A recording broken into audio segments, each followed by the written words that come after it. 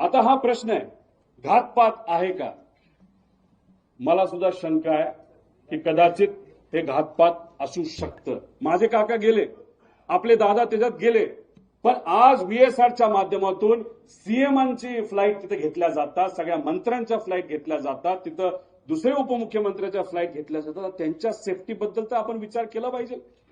एक नेता आमचा गेला, पण बाकी नेत्यांचं काय? मग ह्या व्हीएसआरला अजूनपर्यंत का परवानगी दिली जाते? त्यांचा एवढा होल्ड, ह्या गोष्टी समोर आल्या. फ्लाईट ड्युटी टाइम लिमिटेशन 12 तास गॅप लागतो. जर मी पायलट असेल आणि मी जर उडवलं असेल तर 12 तासानंतरच फ्लाईट उडू शकतो.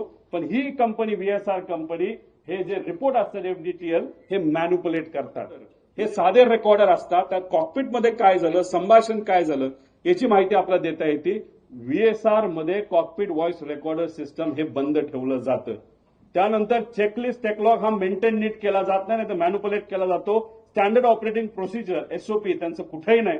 आणि कॉस्ट कटिंग मध्ये हे महाशय ही कंपनी अतिशय माहीर आहे.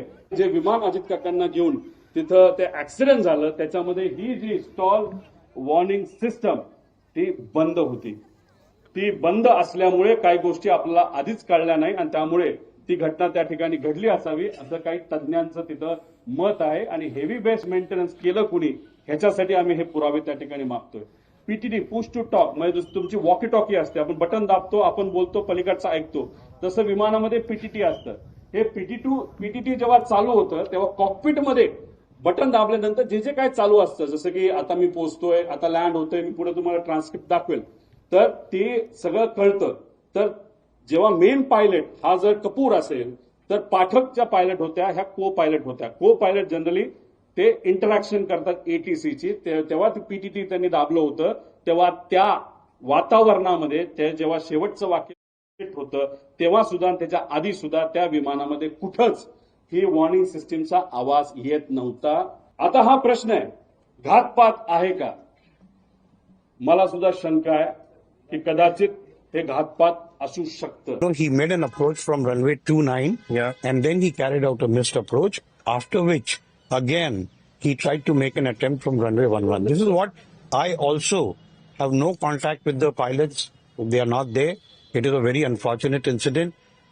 We are very sad about it. There was absolutely no problem in the aircraft. There was no technical failure in the aircraft. Piloted जे ट्रॅफिक मध्ये अडकले असं म्हणतात, मग कुठं होते? त्यांचा सीडीआर तुम्ही काढलाय का? ट्रॅफिक पोलीसच्या बऱ्याच ठिकाणी तिथं सीसीटीव्ही कॅमेराज आहेत, ते तुम्ही तिथं बघितले का? मग हे दोन ट्रॅफिक मध्ये अडकले तर मग हे दोन काय एअरपोर्टलाच राहायला होते का? एअरपोर्टच्या जवळ राहायला होते का?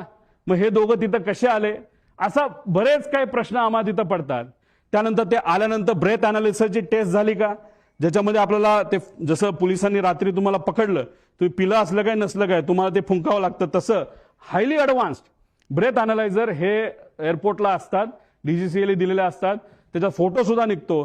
ते सीसीटीव्ही आहेत का, तोच तो होतो का, त्याचं ब्रेथ अनालिझर केलं का, तिथं कॅमेरा आहेत का, कॅमेराचा रेकॉर्ड कोणाकडे आहे, त्यानंतर विमानाकडे गेल्यानंतर तिथं चेक करत असताना ते रेकॉर्ड आहेत का, 7 वाजता ते पोहोचले असतील, दादा जर 8ला पोहोचले असतील तर 1 तासाचा वेळ आहे, त्यात त्यांनी विमानं चेक केली आहेत का, विमानात काय वेगळं ठेवलंय का, असे बरेच प्रश्न त्याच्यामध्ये आम्हाला त्या ठिकाणी निघतात.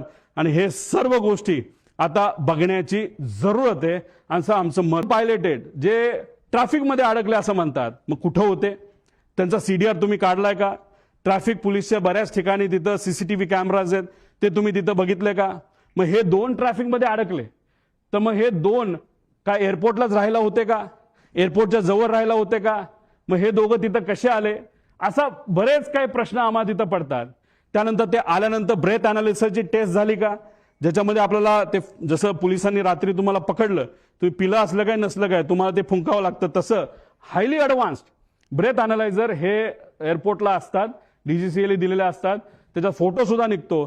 ते सीसीटीव्ही आहेत का, तोच तो होतो का, त्याचं ब्रेथ अनालिझर केलं का, तिथं कॅमेरा आहेत का, कॅमेराचा रेकॉर्ड कोणाकडे आहे, त्यानंतर विमानाकडे गेल्यानंतर तिथं चेक करत असताना ते रेकॉर्ड आहेत का, 7 वाजता ते पोहोचले असतील, दादा जर 8ला पोहोचले असतील तर 1 तासाचा वेळ आहे, त्यात त्यांनी विमानं चेक केली आहेत का, विमानात काय वेगळं ठेवलंय का, असे बरेच प्रश्न त्याच्यामध्ये आम्हाला त्या ठिकाणी निघतात.